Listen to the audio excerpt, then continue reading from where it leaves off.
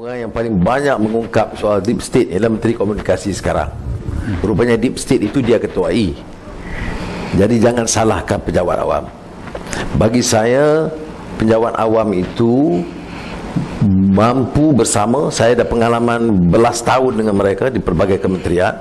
Itu beberapa teman saya dalam Pakatan Harapan harus belajar juga, ya, bahawa tugas mereka sebaik jadi menteri mendengar, menyantuni, dan perbaiki kalau ada beberapa pertelingkahan atau salah faham, dan kemudian move, ya.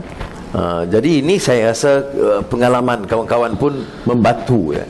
Dan saya ada sikap yang agak tegas dalam hal ini, ya. Kerana banyak yang agak menyalahkan pejabat awam di state. Political appointment lain, maksudnya jasa ke penangan khas, itu memang political appointment. Yang lain pejabat awam ni umumnya profesional, dan sebahagian dari mereka itu prestasi sangat baik. Profesor dalam berhubungan dengan Kementerian Pendidikan, Kementerian Kewangan, Kementerian ada pengalaman, dan ada pegawai pejabat awam yang saya rasa dia ikut profesional. Sentimen politik peribadi dia lain. Semasa saya ingat masa saya Menteri Kewangan, ada pegawai satu dua dari Kelantan yang cukup kuat sokong UMNO saya masa di Kuala Lumpur. Bila dia balik Kelantan, dia jadi PAS. Tapi okey lah, itu hak dia masing-masing, kan? Tapi tidak sedikit pun mengganggu kerja dia.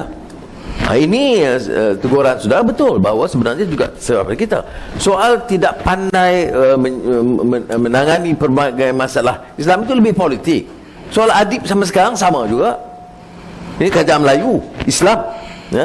355 tak ada sebut pun sekarang.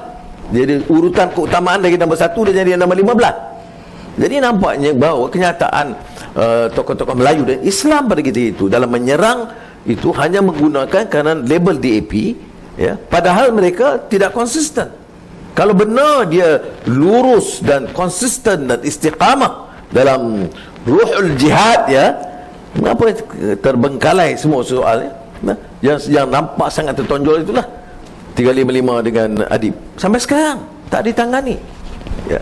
Jadi oleh yang demikian, sebagai pengajaran, macam apa yang sudah sebutkan tadi, saya setuju, iaitu kita boleh jadi dalam kerajaan, kita mesti terima kenyataan bahawa penjawat awam ini punya peranan yang tertentu dan khusus. Jangan langgar dia punya peraturan dan kaedah kerja biasa, melainkan jentera politik. Jadi kita kadang-kadang membedakan. Saya pergi ke politik, saya bagi contoh, minta maaf sikit, ya. Memang DO yang dipertuai Majlis Perbandaran dulu gambar Menteri Besar dulu dengan wakil rakyat, ya, orang kata tengok sini orang ni, tengok dulu dengan iyalah dia DO pegawai daerah. Siapa Menteri Besar datang, dia sambutlah. Tapi kalau kita nak prasangka kepada dia sebab begitu, kita salah. Sebab sekarang dia bergambar dengan kita, tapi dia kerja jalan dengan sebagai profesional. Jadi kita sebagai pemimpin tak boleh dendam kesumat lama. Saya tengok sebab itu dalam politik ni orang kata saya maaf tahap dewa, ya.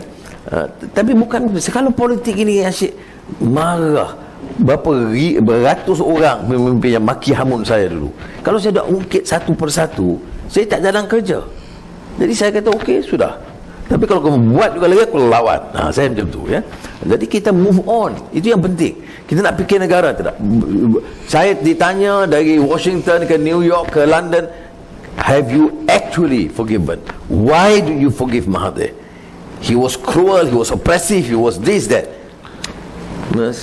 Saya kalau dalam orang Islam kita kata fa'aslahu baina akhawaikum, ya.